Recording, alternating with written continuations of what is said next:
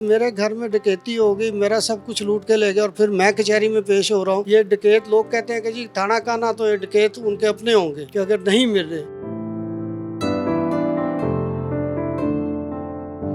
यहाँ से वो 4 बंदे एंटर हुए हैं, हाथ में उनके एक पिस्टल था। मेरी तलाशी लेके उसके बाद उसने अंदर मेरी बेगम को जाके बड़ी सख्ती और बदतमीजी के साथ उठाया। परफ्यूम तक, वो भी 12-15 लाख के परफ्यूम थे, वो भी उठा के ले गए। कैश उन्होंने जेबों के अंदर से, अलमारी में, कपड़ों में हम लोग रख देते हैं, उन्होंने हर चीज उधेड़ के रख दी हमारे घर की।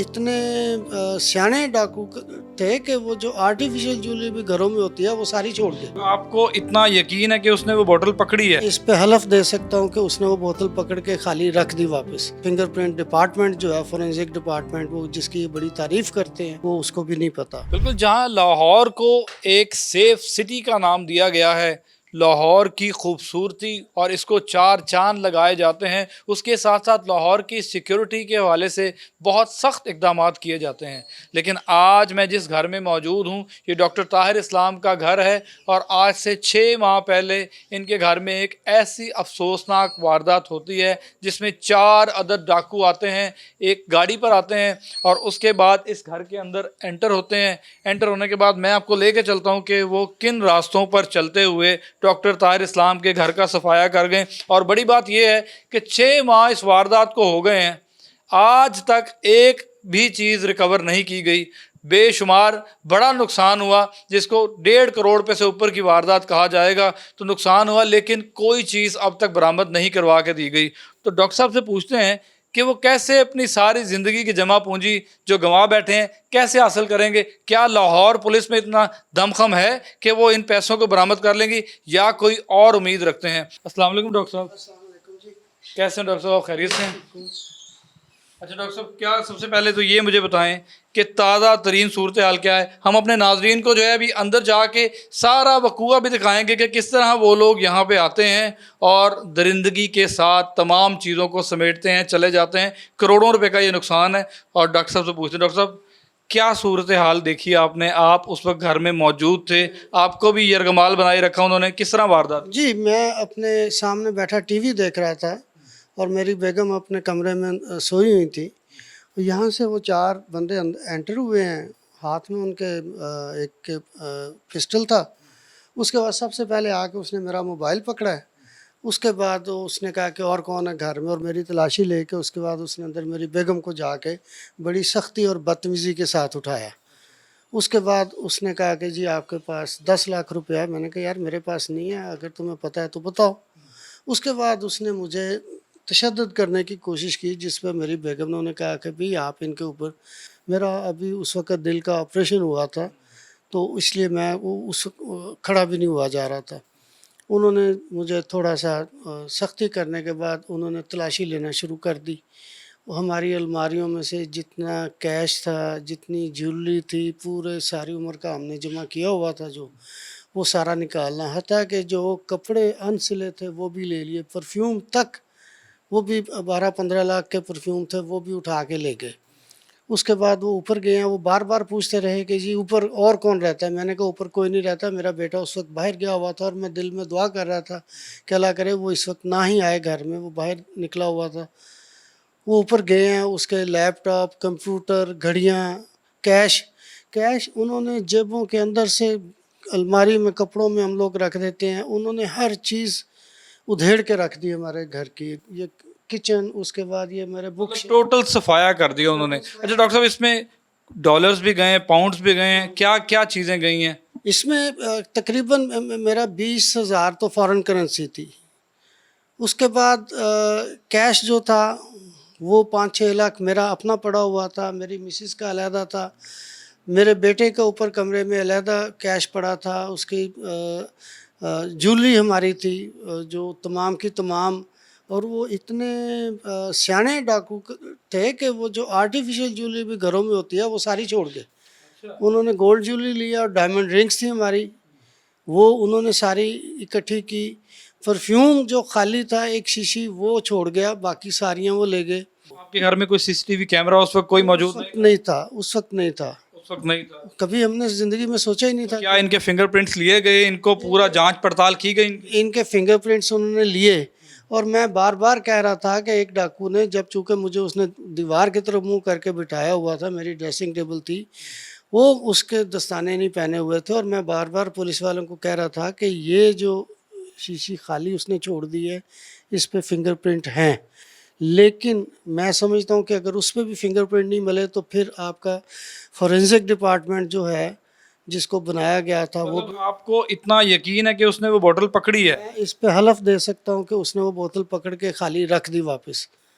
इसलिए मैं समझता हूँ कि वो जो फिंगरप्रिंट डिपार्टमेंट जो है, फॉरेंसिक डिपार्टमेंट, वो जिसकी बड़ी तारीफ़ करते हैं, वो उसको भी नहीं पता। इसको भी नहीं पता ना। बिल्कुल डॉक्टर साहब से अंदर के भी सारे मामला जाके देखेंगे। इनके घर के अंदर इस वक्त मौजूद हैं हम लोग, तो आपको वो सारी सूरत हाल दिखाते हैं जाके अब कि किस तरह से डॉक्टर साहब इतना कन्फर्म हैं कि फॉरेंसिक वालों ने उसको उस तरीके से नहीं देखा। हमारे इदारों को जाँ फशानी से काम करना चाहिए ताकि ऐसे लोगों को बेनकाब किया जाए जो डॉक्टर साहब जैसे शरीफ शहरियों को उनके घरों में घुसकर गन पॉइंट के ऊपर सारी ज़िंदगी की जमा पूंजी ले जाएं। डॉक्टर साहब कौन सी हैं वो खिड़कियां, वो मुझे लेके चले वहाँ पे, अलमारियां जहाँ आपने अपने पैसे संभाल के रखे हो। तो डॉक्टर साहब क्या पुलिस के उसके बाद आपके साथ जो तफ्तीश चलती रही है, पुलिस आपको बुला के पूछती रही है, बताती रही है ये सारी चीज़ें?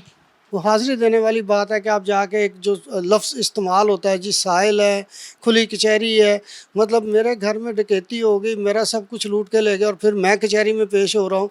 मैं बिल्कुल इस आपके चैनल के तवज्जुह से अपने जो आईजी पंजाब हैं, वो फ़िल्मी स्टाइल में बहुत ज़्यादा टीवी पे आते हैं। बहुत सारे पुलिस ऑफिसर्स बहुत सारे ज़िलों के फ़िल्मी स्टाइल में वो नया काम जो भारतीय फ़िल्मों की नकल कर रहे हैं, वो मीडिया पे वो मशहूर हो रहे हैं। लेकिन जो उनकी असल ज़िम्मेदारी है, असल ड्यूटियाँ, मैं तो समझता हूँ कि वो सारे मिले हुए हैं।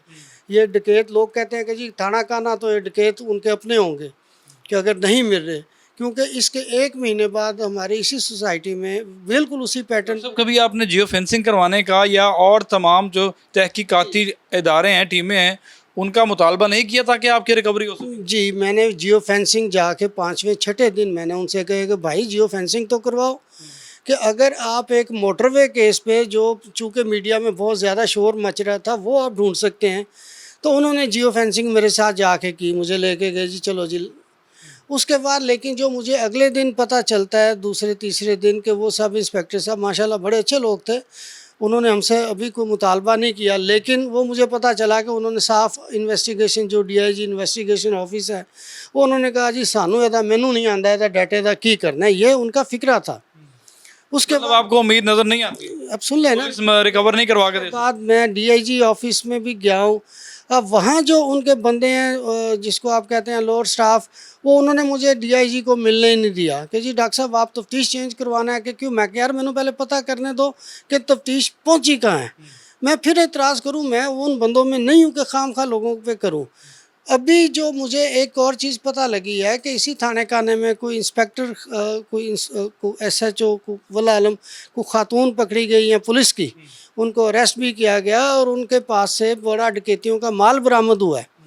उसके बाद वो फिर पता नहीं कहाँ गई खातून, वो माल कहाँ गया। आपको शक है कि आपका सामान उसके पास भी हो सकता है क्योंकि कड़ियाँ मिलती हैं उस टाइम का ही काम? समझता हूँ कि ये इस डकैती का जिम्मेदार थाना कन है। एसपी इन्वेस्टिगेशन जिम्मेदार है, डीआईजी इन्वेस्टिगेशन जिम्मेदार है, आईजी पंजाब जिम्मेदार है। फिर एसएचओ काना मुझे अभी तक नहीं मुझे मिला। एक दफ़ा भी डकैती में मुलाकात नहीं हुई। आप गए मिलने तो उससे मुलाकात हुई? उससे मुलाकात नहीं हुई। वो भुल्लर साहब जो हमारे सब इंस्पेक्टर थे तफ्तीशी, उनसे मैं खुद उन्हें मिलने गया। मैं कहा जी भुल्लर साहब मैं खुद तो लापता आ गया कि तफ्तीशी मेरा कित्थे है, लेकिन वो मुझे नहीं मिले। दूसरे कुछ बंदे थे, सीआईए का एक लड़का था, वो मेरे बेटे के साथ राब्ते, मेरा डाटा इकट्ठा हुआ है, जियो फेंसिंग हुई है। लेकिन मैं ये कैसे मान लूँ कि फिंगरप्रिंट और जियो फेंसिंग के बावजूद डाकू नहीं पकड़े जा रहे? इसका मतलब है कि डाकू पुलिस के पास हैं या उनके वो शराकतदार हैं। मैं साफ बात कहता हूँ कि मेरे अगर हर हफ्ते मैं जुमेरात और बुध को, ये मंगल को मैं उनके पास जा रहा था और वो हर दफ़ा मुझे, जिसको आप लफ्ज़ इस्तेमाल करते हैं तिफल तसलियाँ, तो जी हम ढूंढ रहे हैं, जी हम कर रहे हैं, अभी क्या कर रहे हैं इसका मुझे वो कोई साइंटिफिक, कोई लॉजिक, कोई दलील नहीं दे पाए। कोई दलील नहीं दे पाए। डॉक्टर साहब ये वो कमरा है, और मैं ये वो चाहता हूँ, अब ये बात हो रही है, और भाई वो एक डिपार्टमेंट नया बना है, उसको जिसको आप CCD कहते हैं, वो भाई उन्हें कह के देख लो, शायद वो मेरा डकैती माल मेरे सारी उम्र का वो ले गए। दूसरी बात जो सबसे ज़्यादा मुझे है कि मैं सारी उम्र खौफ में नहीं मुब्तला हुआ, उस डकैती के बाद हम लोग घर में उठ के बैठ जाते हैं रात को डर के। ये मेरा खौफ कौन वापस करेगा? IG पंजाब जो रोज़ TV पे आके मुख्तलिफ वो बड़े फलाही काम कर रहे हैं, और भाई ये भी फलाही काम है, इसको भी मुझे आप ढूंढ के दो किधर गया। एक मार्केट में एक दुकानदार का 10 लाख की डकैती हो जाए, वो अंजुमनें इकट्ठी हो जाती हैं, ये अंजुमनें वो जो इनकी बनी हुई हैं, और वो सारी बरामदगी भी हो जाती है। मेरा पूरा ज़िंदगी का उजाड़ा करके, और वो कोई बंदा कोई जिम्मेदारी नहीं ले रहा। डॉक्टर साहब, आपको लगता है कि CCD अगर इसके पीछे पड़ेगी तो अब उसके बाद वो CCD रह गई है, वही कोशिश करे तो फिर शायद बरामद हो जाए मेरा माल। जी बिल्कुल, डॉक्टर ताहिर इस्लाम ने CCD के आगे जो है वो अपना मुतालबा रखा है कि तमाम तर काना पुलिस और इससे मुल्का जितनी भी पुलिस है, लॉ इन्फोर्समेंट एजेंसीज हैं, इनकी चीज़ों को बरामद नहीं करवा सके। तो मेरा आखिरी मुतालबा CCD से है कि उनके सपोर्ट ये काम किया जाए और वो ये सब चीज़ें बरामद कर लेंगे। नाज़रीन, इस वक्त उस कमरे में मौजूद हैं जहाँ पे ये इतनी बड़ी वारदात होती है, जहाँ से कैश, पैसे, डॉलर्स, पाउंड्स और तमाम चीज़ें जो हैं वो हथियाई गई हैं। वो ये अलमारियाँ हैं। क्यों डॉक्टर? ये इस अलमारी में हमारा कैश और तमाम ज्वेलरी थी, ठीक है। उसके बाद इस अलमारी में अनस्टिच्ड सारे क्लॉथ थे, और उसके बाद इस अलमारी में भी ऐसे था। वो मेरे आप इसी कमरे में थे? मुझे उन्होंने किस जगह पे उन्होंने बिठाया? मुझे वो उसके ड्रेसिंग टेबल की तरफ उन्होंने कहा था मुंह करके बैठ जाओ। इसीलिए वो जो मैं कह रहा हूँ कि वो एक जो परफ्यूम की शीशी थी वो डाकू ने पकड़ी है। यहाँ पर वो आते हैं और इस तरह यहाँ से चीज़ें उठा के ले जाते हैं। यहाँ से परफ्यूम की शीशी आप कह रहे हैं, आपको उसने यहाँ खड़ा कर दिया था? कार की तरफ मुंह करके बिठा दिया है, वो सारा उन्होंने इकट्ठा कर लिया है। एक शीशी देखी है, वो खाली थी, तकरीबन खाली होने वाली थी, वो उसने ऐसे उठा के ऐसे वापस रख दी है।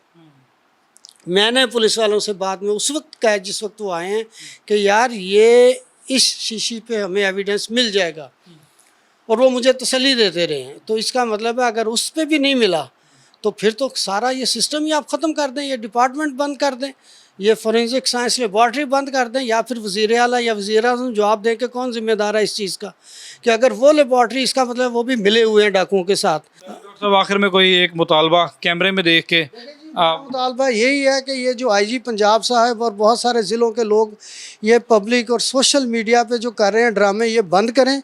और जो अमन अमान का मसला है, देखें ये जो किसी की जुर्म और मुजरम पता है, जिसको कत्ल कर दिया, ख़ानदानी दुश्मनी, वो तो आप कमाल कर लेते हो, लेकिन ये अंधे कत्ल, अंधी डकैतियाँ, ये आपका ज़िम्मा ढूंढना जो आप नहीं ढूंढ रहे, और बिल्कुल आप लोग उसमें नाकाम हो रहे हैं।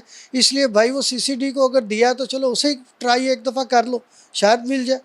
वो डाकुओं को भी पकड़ो, उनको अंदर करो, जो भी उसका करना है करो। मेरे लिए तो यही है। ये बिल्कुल जी। नाज़रीन, डॉक्टर साहब के घर का आपको मंदिर दिखाया है, वो जाए वो कुआं दिखाया जिस जगह पे सारा किया गया।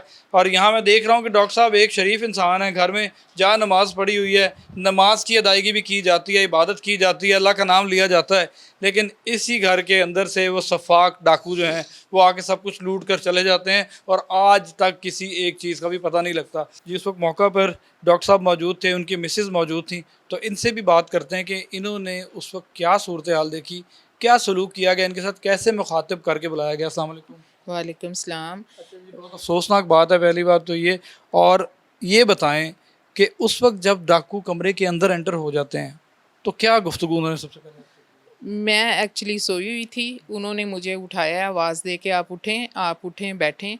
मैंने जब उठ के देखा है तो उनके हाथ में पिस्टल थी। तो पहले एक अंदर आया, फिर 2, फिर 3, इस तरह 4 लोग अंदर आ गए हैं।